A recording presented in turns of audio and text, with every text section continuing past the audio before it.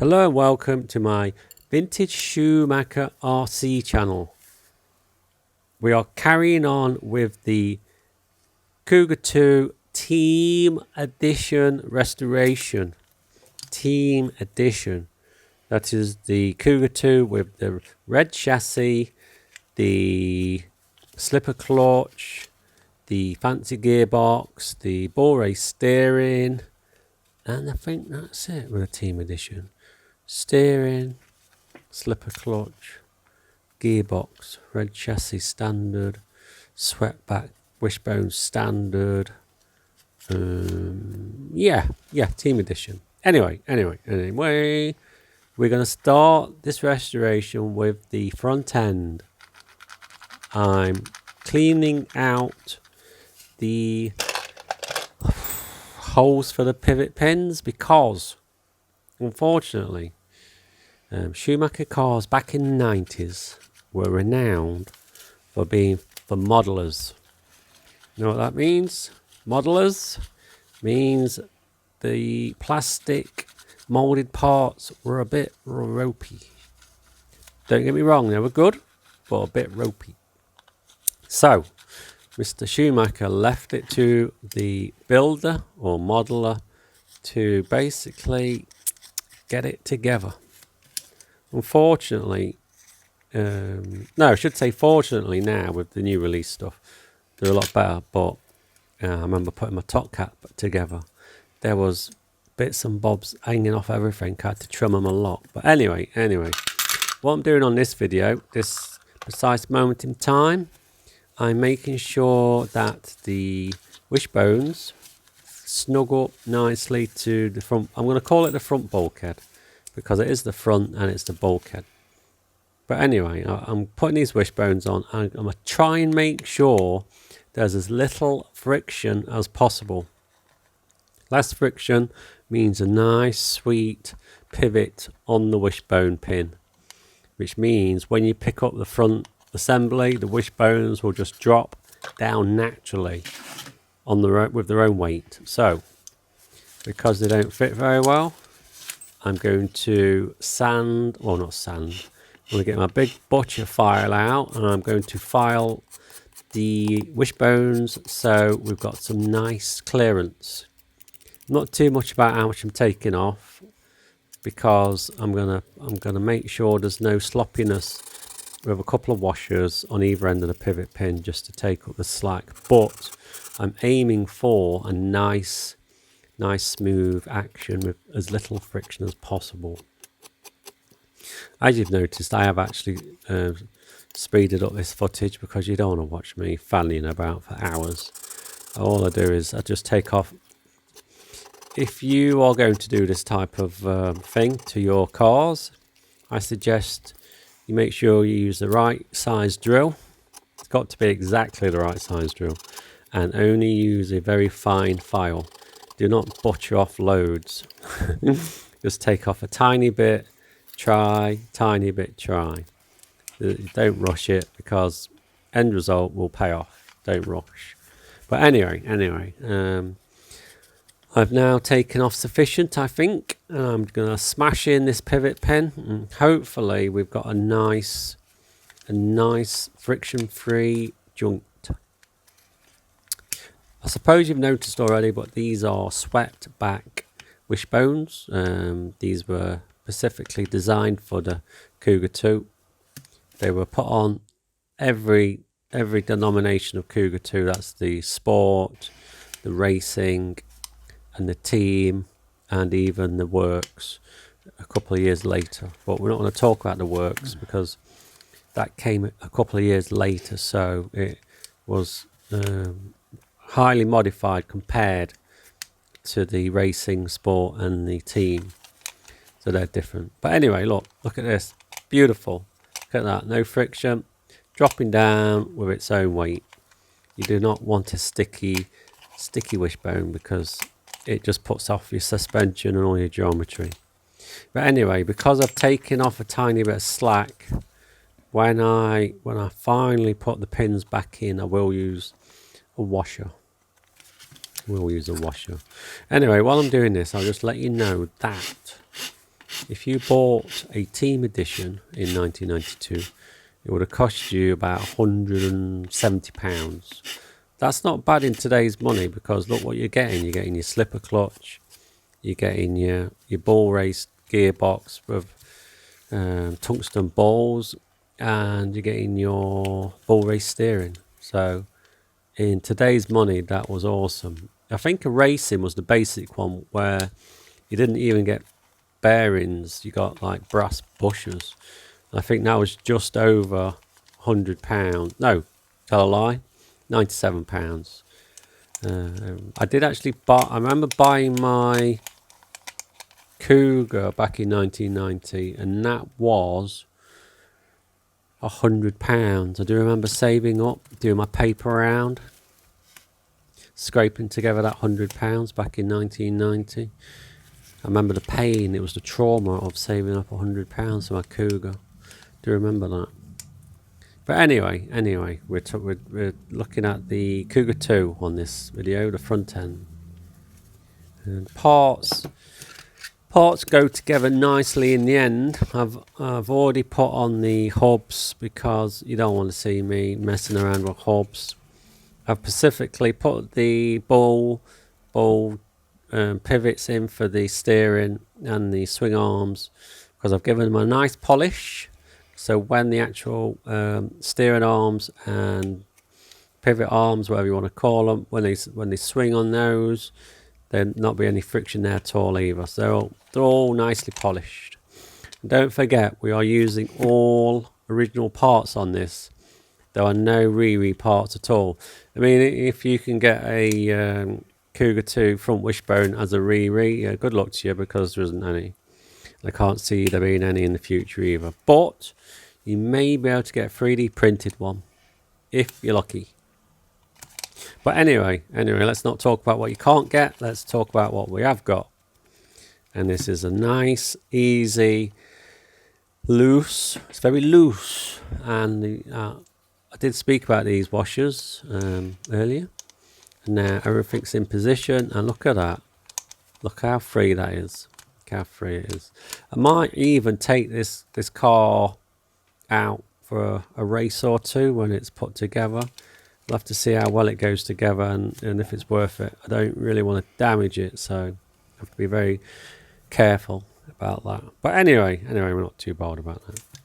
So I think the next process on this will be fitting the shock tower, but we'll get this bit over and done with first. The shock tower, I did really want to put a carbon fibre one on, but I do want to keep this as original as possible. I've got quite a few spares. I might smash together another Cougar 2 and put as many modifications on it as there is possible. But you don't need lots of mods on your car to enjoy racing. If you buy a standard car, leave it as it is. Tweak it so all your joints are free, your suspension and everything is set up nicely.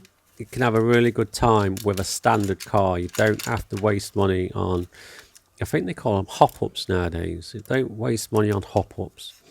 Get your standard car, drive it, enjoy it, and join a club. You get more enjoyment if you join a club. I was a member of Model RC club in the late 80s and early 90s. Did do club racing. Took my Cougar club racing. Now that was an experience. Very, very good times they were.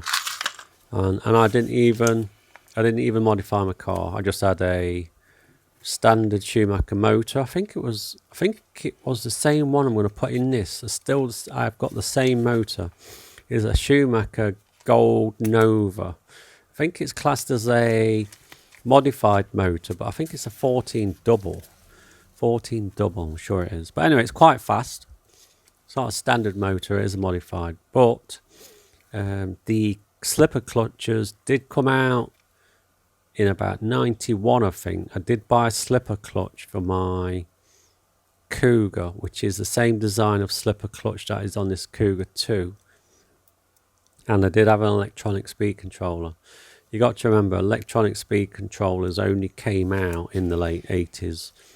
So they were expensive. I think for my Futaba speed controller, do recall, I think it was about £55. £55 for an electronic speed controller. And to me, that was a lot. It was half the price of the car. So that was a lot of money back then. But it was worth it because these cars came with nothing. When you first bought them, you got your car, that was it. Car, screws, nuts and bolts, body.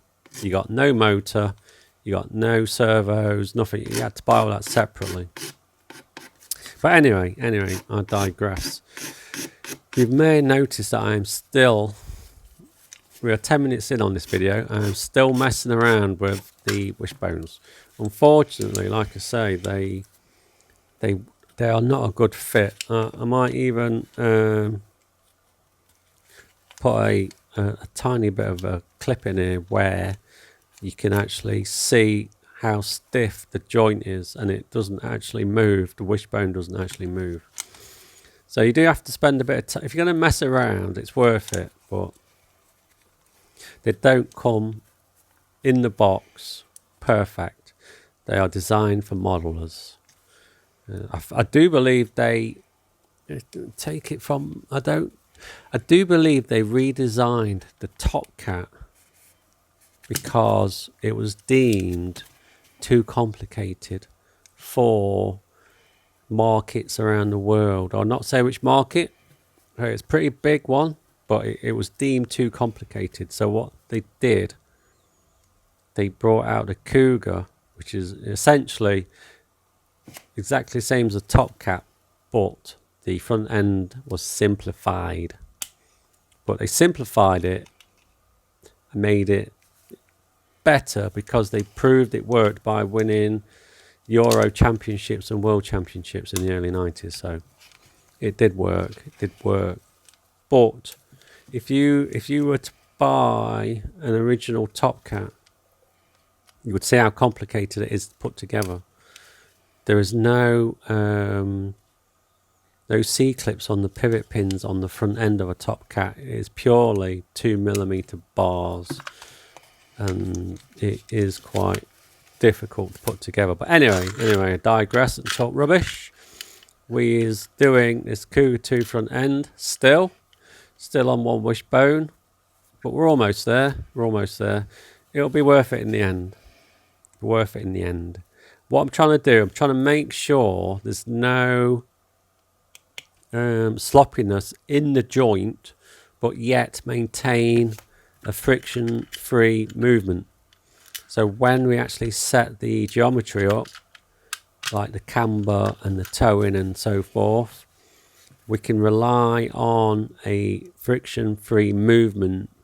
So when we're actually racing, we can say to ourselves, is the car that wants adjusting, not the driving. Most likely the driving. But anyway, you know what I mean. Because if you've got joints that are stiff and you want to try and set your car up, then you're wasting your time because you're not getting a true movement. You need a friction-free movement, especially when you're trying to set up a shocker on your different tracks. But anyway, I'm talking rubbish. So once this, you can actually use a Cougar wishbone here. If no people are struggling to put a Cougar 2 together, you can actually use a Cougar wishbone.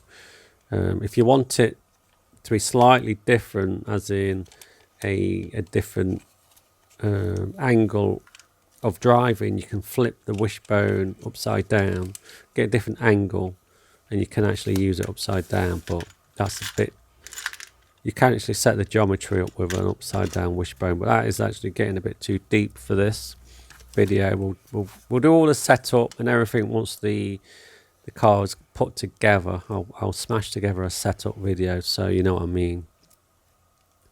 So once this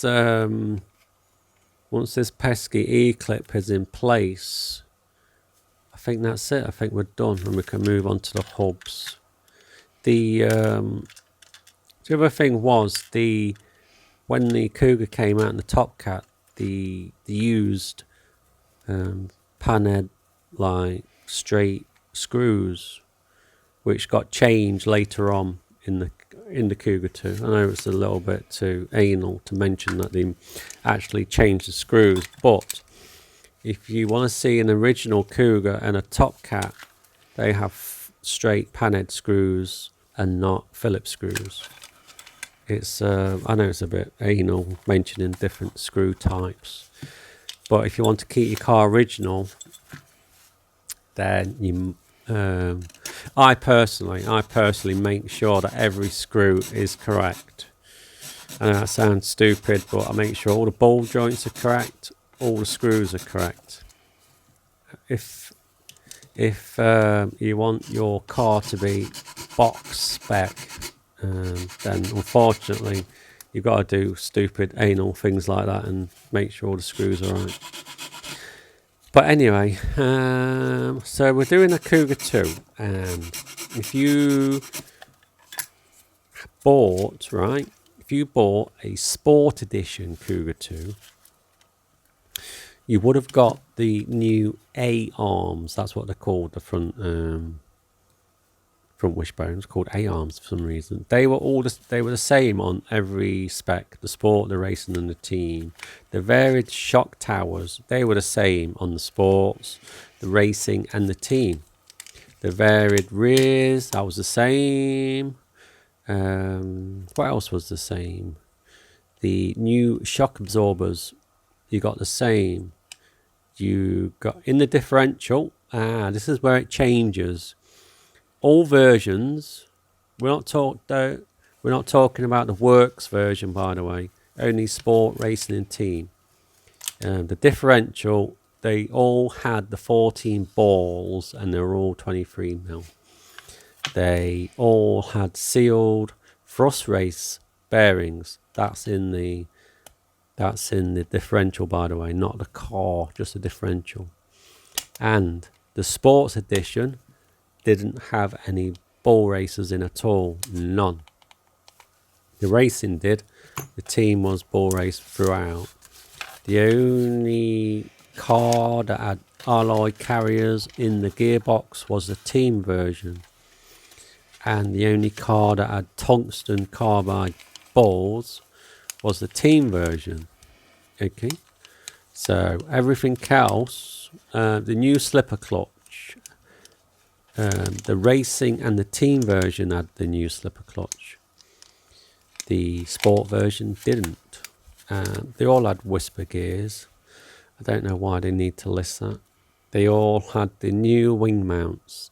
That is insignificant. They all had the 2.2-inch aero disc wheels. We're not bothered about those. And remember that they all had the red chassis.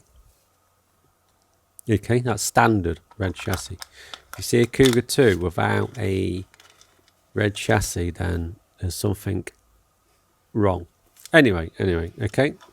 The roller drive shafts, the only version at this point in time, not including the Works version, was the Team Cougar 2. That was the only version with the ball raced steering and the roller drive shafts, the metal drive shafts. Okay. And also the Sport version came with bronze bushes. Oh dear. Actually, I remember my Cougar came with bronze bushes. They didn't last very long. I got rid of them. The Racing had the bearings. Team had the bearings. In mine, probably noticed we do it already. I'm swapping my original Cougar bearings or Schumacher bearings with stainless steel bearings, sealed. So I don't know if you've noticed, but the Schumacher bearings are not sealed. They've got covers on, so they can get dirt inside them. So you do need to clean them if you go on dirty, muddy tracks. sealed stainless steel bearings are maintenance free.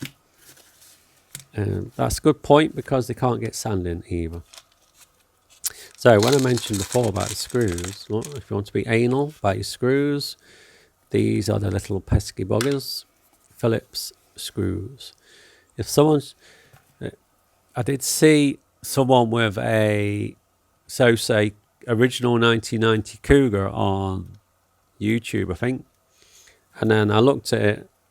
It didn't need to look close. It ended up being a Club 10, unfortunately. Club 10 came out later, and it used all the cheap parts that Schumacher wanted to use up.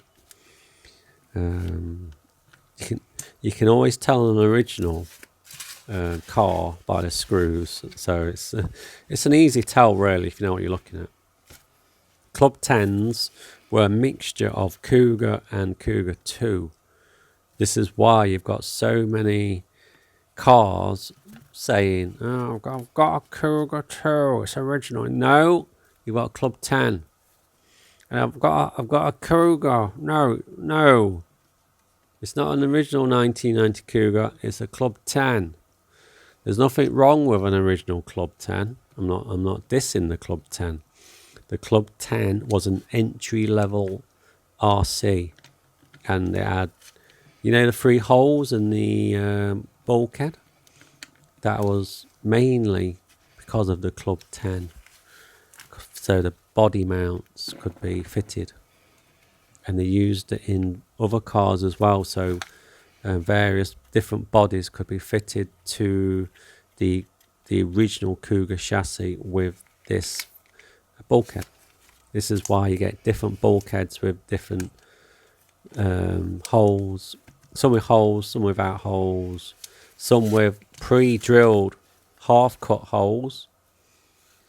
So it's interesting how stuff changed over the years. But anyway, I know I'm talking rubbish.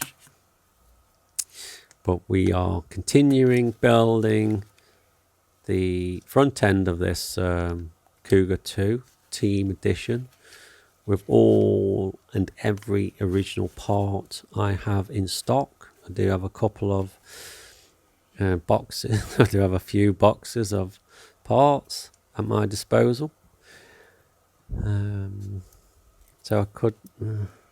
What my ideal plan is, I'm gonna build another Cougar 2 for racing. I'm gonna use it specifically for racing. So I'm not going to use my best parts on my racing version. I'm just going to use my best parts on my Shelf Queen, which I might run it around the back garden when I finished it. But it's going to, this Cougar 2 is going to be 1991/2 spec. It's going to have my Futaba speed controller in it. It's going to have my Schumacher Gold Nova brushed motor. It's going to have my ACOMS 2-channel receiver and servo in. And I'm going to use double-sided tape, because that's how you were supposed to do it. I'm going to use double-sided tape to stick down servo, because that's how it was originally done. You did have servo posts in your top cap, and that's why there's holes in the chassis. But when the Cougar came out, they changed it to double-sided tape. It's just for the servo position, that was all. I never ever had any issues with my servo moving. Once it was down, it was down. And the other thing was, I never had any shock towers snap. Never had any shock towers snap in my Cougar 2 or my Cougar. I don't know where people race, but I club race and I never snapped anything. The only other thing I snapped was a rear wishbone, and that's when I bought some wishbones, and they were different. They were the same part number, but Schumacher had modified them to the eighth of an inch diameter bar, because the original Cougar was a 2mm just plain bar, but the 1/8 mm was the upgrade, not the upgraded, but the modified version, which you see nowadays. Everything's an 8th bar nowadays. Yes, sorry, I was going to say that was the only thing I ever snapped was a rear wishbone, surprisingly. All the years I was racing. Maybe it was because my car was slow, or maybe I didn't crash much. But anyway, wishbones are attached to the bulkhead. No friction, or minimal friction, minimal slop. So when this is put together, I will be able to set up the geometry quite nicely without worrying about anything being loose or too much slack. But as I said before, every nut and bolt, everything is original. There is nothing on this car that's going to be less than 32 years. Where are we? 23. Man, let's push it out and say no parts on this car are going to be less than 32 years old. Unless something dramatic happens, everything will be original. Yes, I know, that is old. That is an old piece of plastic, 32 years old. And the rear bulkhead changed as well. I keep saying the original. The first Cougar 2s, the rear bulkhead was attached by self-tappers that didn't go through the top of the joint where they go in. If you look at Club 10s and the Works version, they use a longer screw with a nut to attach the rear bulkhead. The Cougar and the Top Cat, they had self-tapped screws that held the rear bulkhead on, and Schumacher used the same method on the original early Cougar 2s. So if you see a Cougar 2 with a rear bulkhead with a nut and bolt attaching the rear bulkhead, then you know that's not an early rear bulkhead. That's most likely off a Club 10 or a Works version Cougar 2, because the Club 10 you also use the same in various forms rear shock mount. This is why you get many cars popping up for sale, and they're like Franken Cougars, I call them. Franken Cougars because they're Frankensteins bolted together with many different types of Cougar. I'm not saying people haven't got Cougars or original Cougars. I mean, my original Cougar turned into a Franken Cougar. I bought a Cougar 2 cherry anodized chassis for it. I bought Cougar 2 wishbones for it. I didn't change anything on the back end, but technically it turned into a Franken Cougar. So it happened over time. It just happened because they were the parts available. But now, if you look at some cars, I mean, I'm not dissing every car out there, but you look at some and you think, that's a Franken Cougar. It's not an original Cougar. And I'm being picky, but when you've been there, it's difficult to say, because when you've lived the history, it's easy to see it. But when people go, I've got an original Cougar, it's like, sorry, you haven't. You've got a Franken Cougar. But anyway, I'm not bragging, I'm just saying, because this is what happens over time. Franken Cougars. Anyway, original turn knuckles, I think they're called, aren't they? Turn knuckles. I actually bought a spanner that actually fits them properly, so you don't struggle, because they're actually left and right-handed threaded, so when you only turn them one way, they actually adjust very, very easy. But I would suggest if you got turn knuckles on your car, get the right size spanner. because it will be very helpful. Will be very helpful indeed. But anyway, I don't know what I'm messing around at here. I think I'm just thinking. I think that's it. I think the front end is complete. It just wants screwing onto the car. And that's it. Job done. Suspension screws mounted on. Ball joints and nuts bolted on. And that's it. A nice friction-free front end with steering bars and everything ready. Look, if you look there on the left hand side above my left hand, that bar is not for this car. That is for my Cougar. That doesn't fit a Cougar 2, that bar. Doesn't use them. Anyway, I digress. I am talking rubbish again. Thank you very much for watching this video. It's part 1-ish of the build. Oh yeah, reinforcing for the front. Decided not to put it on because it's not original. Plus you needed longer pivot pins, which I do have, but I thought it's not original, not going on. Anyway, thank you very much for watching, and laters.